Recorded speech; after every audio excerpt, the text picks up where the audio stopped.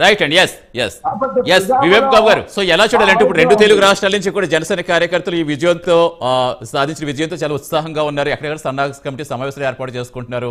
So ఎంతమంది తరలించాలనే దానిపై చాలా ప్రణాళికబద్ధంగా వెళ్తున్నారు. సో అంటే ఇప్పుడు 250 మంది కూర్చుని సభా వేదిక అంటారు. అంటే ఇంకెవరైనా అటెండ్ అవుతున్నారనుకోవచ్చు అండి. ఓన్లీ జనసేన పార్టీ వాళ్ళేనా అంటే ఆల్రెడీ కూటమి సర్కార్ అధికారంలోకి వస్తుంది కాబట్టి ఎవరికైనా ఇన్విటేషన్ పంపిస్తున్నారా? అసలు ఎలా ఉండబోతోంది? ఏం ఎక్స్పెక్ట్ చేయొచ్చు జనాలు? ఎలాంటి తీర్మానాలు ఉండబోతున్నాయి? ఏదన్నా చెప్తారా? యాక్చువల్గా మీరన్నట్టు దాదాపుగా 2 రాష్ట్రాల నుంచి తరలించే అవసరం లేదు జనాల్ని. అంటే కార్యకర్తలు ఇండివిజువల్గా ఎవరికి వారు అంటే ఎవరికి రాష్ట్ర స్థాయిలో కమిటీలు వేశారు. సో జిల్లా స్థాయి అండ్ నియోజకవర్గ స్థాయిలో ఆయా ఇన్ఛార్జీలు వారి ఆ బాధ్యతలు తీసుకున్నారు ఆల్రెడీ. సో ఇంకా అది కాకుండా ఇండివిజువల్గా వచ్చే వాళ్ళు ఒకరి పట్టు ఇంకొకరు ఇద్దరిని ముగ్గురిని ఒక సమూహంగా ఎవరికి వాళ్ళే వస్తారు. తెలుసు కదా, ఏ మీటింగ్ అయినా సరే స్వచ్ఛందంగా వస్తారు. ఇంకొక 10 మందిని సొంతంగా ఖర్చు పెట్టుకుని తెస్తారు. ఎవరి డబ్బులు వాళ్ళవే, ఎవరి మజ్జిగ నీళ్ళు వాళ్ళవే, ఎవరి అన్నాలు వాళ్ళవే, ఎవరి కాఫీ టీలు వాళ్ళవే. సో పార్టీ ఎంతసేపు భావజాలంతో నడుపుతున్నాం కాబట్టి దేశంలో వేరే ఏ పార్టీకి లేనంత ఒక అభిమాన గణం, ఒక మూల సిద్ధాంతాలతో నడిచే అవకాశం ఉన్న జనసేన పార్టీలో ఇంత భావజాలంతో పాటు 10 ఏళ్ల ప్రయాణం అనేది ఎంతో క్లిష్టతరమైనప్పటికీ కూడా ఎందుకు నడుస్తున్నామంటే సమాజంలో మేము కూడా ఒక భాగము. మా అధినేత చెప్పినట్టు మేము తిరిగి ఇవ్వాలి సమాజానికి కానీ దేశానికి కానీ. సో ఆ ఉద్దేశంతో నడిచే వాళ్ళ సంఖ్య మాకు వచ్చిన ఓట్ బ్యాంకు 6.87. సో ఆ 6.87ని మేము ఎవరి దగ్గర నుంచి తీసుకోలేదు. ఇందాక వైసీపీ మన వైసీపీ ప్రతినిధి చెప్పినట్టు మేము ఆయన అన్నారు ఇందాక మా పార్టీ నుంచి నాయకులను తీసుకుంటున్నారు, వాళ్ళని తీసుకుంటున్నారు వీళ్ళు. మేము నాయకుల్ని స్వచ్ఛందంగా వాళ్ళంతటి వాళ్ళు వచ్చిన వాళ్ళని తీసుకున్నాం కానీ క్యాడర్ని మాట్లాడలేదు. క్యాడర్ మాకు స్వచ్ఛంగా మాకు తయారు చేసుకునే వాళ్ళం. మేము మా పార్టీ నచ్చి వచ్చిన వాళ్ళు 6.8%. అది వేరే ఏ పార్టీ నుంచి తీసుకోలేదు. మాకు ఓన్గా వచ్చిన పార్టీ కార్యకర్తలు వాళ్ళంతా. వారు ఇంతకుముందు గతంలో ఏ పార్టీలలో లేని వ్యక్తులు వాళ్ళంతా. ఆ ఓట్ బ్యాంక్ చెప్పాను. సో మేము ఓన్గా ఓట్ బ్యాంక్ను తయారు చేసుకుంటున్నాం. అది చాలా కష్టమైనది.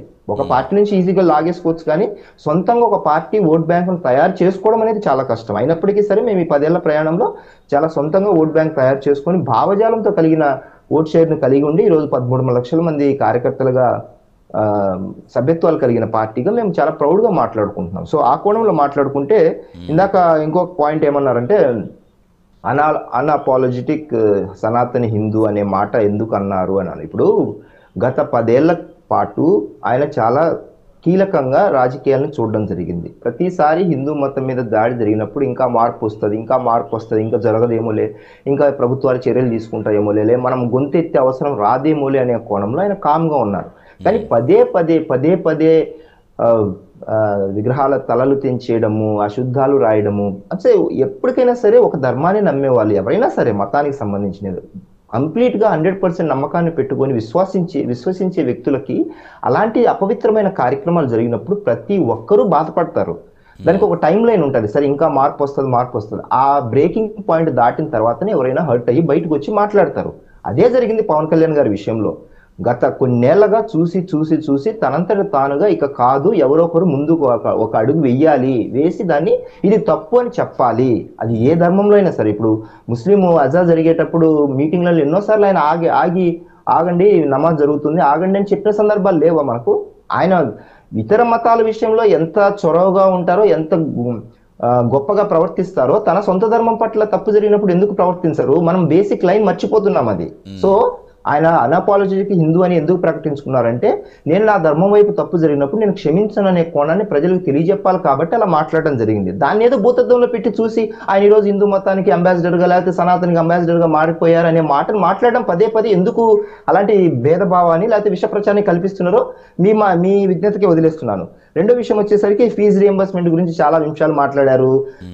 ఫైనాన్స్ కమిషన్ డబ్బులు ఇచ్చారా లేదా అనేది మనకు లెక్కలు ఉన్నాయి, కావాలంటే మీకు చూపిస్తాను. ఎంతమంది గుండ్లు కొట్టించుకున్నారో, కరెంటు బిల్లులు కూడా డబ్బులు ఇవ్వకుండా జగన్మోహన్ రెడ్డి ప్రభుత్వం అని గుండ్లు ఎందుకు సగం గుండ్లు కొట్టించుకున్నారు కావాలంటే నేను మీకు చూపిస్తాను. ఫైనాన్స్ కమిషన్ డబ్బులు ఇవ్వలేదు అనేది తప్పు. డబ్బులు ఇచ్చారు, ఆ డబ్బులు వాడేసుకున్నారు, మాకు ఒక్క రూపాయి కూడా రాలేదని సర్పంచ్ తెలియట్లేదు. ఫీజు రియంబర్స్మెంట్ గురించి ఇంకా తక్కువ మాట్లాడాలి. ఎందుకంటే మీరు బటన్ నొక్కినప్పుడు కేవలం 10-20 మందికి మాత్రమే డబ్బులు వస్తాయి. మిగతా ఒక 4 నెలలు 5 నెలల వరకు డబ్బులు రాలేదు. ఆ సెమిస్టర్కి సంబంధించిన డబ్బులన్నీ రాకోకుండా పిల్లలు ఎంత ఇబ్బంది పడ్డాలో 2022-23 విద్యా సంవత్సరం, 23-24 విద్యా సంవత్సరానికి సంబంధించిన పిల్లలు నా దగ్గరే చాలా మంది ఉన్నారు, మీరు దాని గురించి తక్కువ మాట్లాడండి, ఎందుకంటే దానికి జరిగిన అన్యాయాలు ఎంతమంది బాధపడ్డారో నాకు కూడా తెలుసు, విద్యార్థులకు తెలుసు. అలాగే డైరెక్ట్ గా కాలేజీలకు డబ్బులు పంపించడం వల్ల ఏమవుతుందంటే ఈ మధ్యలో ఈ లొసుగులు అనేవి ఉండకుండా, డబ్బులు అనేవి రాకోకుండా, మొన్న కూడా కాలేజీలకు సంబంధించిన పిల్లల డబ్బులు విడుదల చేస్తామని నారా లోకేష్ గారు చెప్పారు. అలాగే గతం తాలూకు మీరు పెట్టిన పెండింగ్ బకాయిలు దాదాపు 872 కోట్లు విడుదల చేశారు, మిగతా పెండింగ్ ఉన్న డ్యూస్ కూడా తొందరలో విడుదల చేస్తామని కూడా చెప్పారు. సో మీరు చేసిన పాపాలు మేము కడుగుతున్నాం, తప్పట్లేదు, మరి ఏం చేస్తాము. సో ఆ కోణాన్ని చూస్తే రెండో పాయింట్ ఇంకోటి ఏమన్నారంటే మూల సిద్ధాంతాల నుంచి పక్కకి వెళ్ళిపోయారు, మత ప్రస్తావన లేదే అని. ఇందాక అదే చెప్పాను, మత ప్రస్తావన లేకుండానే ఆయన 10 ఏళ్ళు ఉన్నారు, కానీ పదే తన స్వధర్మం మీద జరిగిన దాడి మీద ఆయన అలా స్పందించాల్సి వచ్చింది. కమింగ్ టు ఆవిర్భావం గురించి మాట్లాడితే, ఆవిర్భావ సభకు సంబంధించినది దాదాపు 10 లక్షల మంది ఎక్స్పెక్ట్ చేస్తున్నాము సతీష్ గారు. సో ఆ 10 లక్షలకు వారికి సంబంధించిన అన్ని ఏర్పాట్లు కావచ్చు, వారికి ఎలాంటి ఇబ్బంది లేకుండా భద్రతాపరమైన చర్యలు కావచ్చు, మీరు అన్నట్టు ఎవరెవరికి ఆహ్వానాలంటే వాటికి మా పార్టీకి అనుబంధంగా ఉన్న ప్రతి వ్యక్తికి ఇండివిజువల్గా పంపించారు. ఇక తీర్మానాలకు సంబంధించి పూర్తిగా అధినేత నిర్ణయంతో ఆధారపడింది, ఎందుకంటే ఆయన కొన్ని సంచలనాలు కూడా చెప్పే అవకాశం ఉంది. రేపు ఆవిర్భావ వేదిక మీద నుంచి ఒక దిశానిర్దేశం, క్యాడర్కి ఖచ్చితంగా దిశానిర్దేశం ఉంటుంది. అంటే పార్టీ బలోపేతానికి మరింతగా చర్యలు తీసుకునే ప్రణాళికలు ఆయన రోడ్ మ్యాప్ ఒకటి తయారు చేయడం జరిగింది. సో ఆ రోడ్ మ్యాప్ ప్రకారం ఖచ్చితంగా మేము గత 10 ఏళ్లకు జరిగిన ప్రయాణము, వచ్చే 5 ఏళ్ల ప్రయాణం, అంటే ప్రభుత్వంలో ఉన్నప్పుడు ఎంత బాధ్యతగా ఉండాలనేది ఒక దిశానిర్దేశం మాకు చేయడం జరుగుతుంది. పార్టీ పరంగా, ప్రభుత్వ పరంగా తప్పకుండా ఆయన ఆలోచనకు తగినట్టు పార్టీ తీసుకునే నిర్ణయాలకు అందరికీ మేము కట్టుబడి ఉంటాము. ఆ విషయంలో అన్డౌటెడ్లీ మేమందరం ఖచ్చితంగా ఫాలో అవుతాం. రైట్.